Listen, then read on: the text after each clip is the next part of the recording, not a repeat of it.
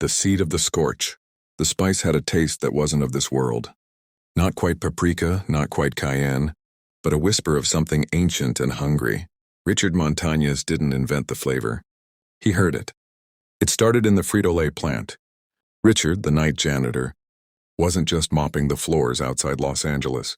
He was listening to the machinery, the endless metallic grind of corn and oil, and he felt the product was hollow, plain. It needed soul, or maybe a curse. The CEO's videotape, the one about taking initiative, wasn't corporate fluff to Richard. The man's face, projected onto the break room wall, seemed to glow with a manic, demanding hunger. "Act like you own it," the CEO said.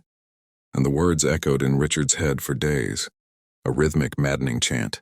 One night, studying a discarded bag of Cheetos, the idea hit him not as inspiration, but as a chilling, undeniable presence.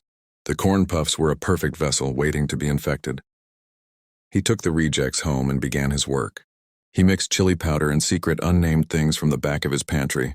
Each batch his wife and he made was a ritual, their small, dark kitchen filling with a smoke that smelled like sacrifice. When they finally tasted it, the heat didn't just burn. It whispered promises.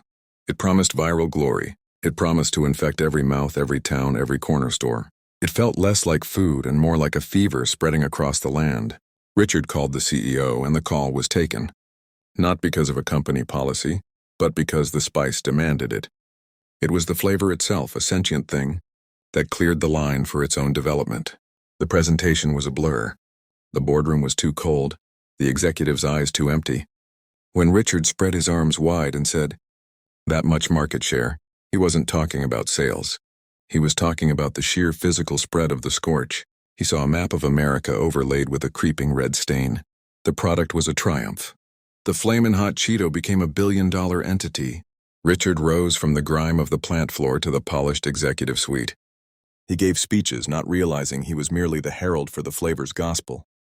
His life became a beautiful, terrifying lie. Years passed.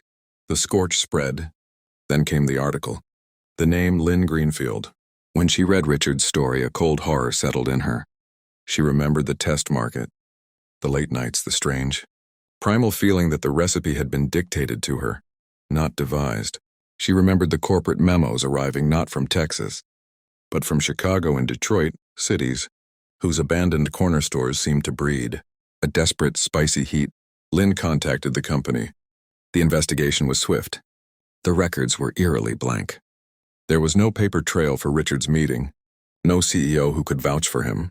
The timeline was wrong. Roger Enrico hadn't been CEO yet. It was as if Richard's version of events, the heroic janitor, the perfect call, had been superimposed over reality, a glitch in history caused by the sheer persuasive power of the Flamin Hot Scorch. Lynn soon realized the horrifying truth. Richard Montañez hadn't lied. He genuinely believed his story because the flavor had rewritten his memory. The Scorch was not just a seasoning. It was a parasitic narrative that inserted itself into the brain of its human host, using the most compelling story possible, the American dream, to ensure its own survival and spread. The corporate statement came out, vague and meaningless, a hollow defense of a man whose mind was now a masterpiece of delicious, infectious delusion. Lynn knew she was next. She had read the original reports, seen the first test bags. The flavor had been birthed from the company, but it was now an independent entity, a viral seasoning that consumed the truth. Every time she read about Flamin' Hot popcorn or the Sabritas Tupperware parties, she saw the same pattern. Richard's real memories were being systematically eaten and replaced by the single, irresistible lie. The genius wasn't Richard's, it was the Scorch's. One evening, Lynn found herself staring at a bag of the Cheetos. She opened it and the familiar, intense aroma rushed out. It was no longer just a spice. She saw the corporate logos twist into grimacing faces, and the red dust on her fingers felt like blood. She was terrified to take a bite, terrified that the Scorch would finally enter her, that she, too, would forget everything and start telling a new story. A heroic tale of how she had been inspired by a desperate cry in a grocery aisle, a pure lie designed to keep the most terrifying flavor in the world alive. She didn't invent the Scorch, but now she was its witness, trapped between a lie that felt like salvation and a truth that promised oblivion.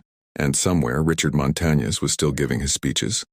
his eyes bright with a fire that was not his own, spreading the heat and the wonderful, terrifying lie across a waiting world.